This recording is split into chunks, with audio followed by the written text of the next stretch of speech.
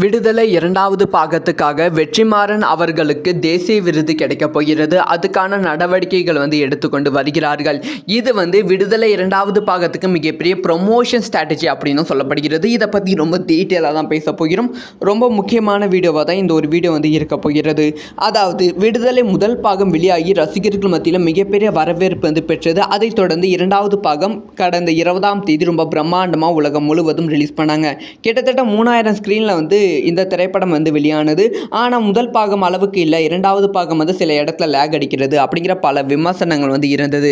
First வசூல் ரீதியாகவும் இந்த திரைப்படத்தோட வசூல் கொஞ்சம் கம்மியாகி கொண்டு தான் இருந்தது. இதனால் இப்போ ஒரு பயங்கரமான ஸ்ட்ராட்டஜி வச்சுருக்காங்களாம். இந்த திரைப்படத்தை நிறைய அவார்டு ஃபங்க்ஷனுக்கு அனுப்பலாம் அப்படிங்கிற பிளான் வச்சுருக்காங்களாம்.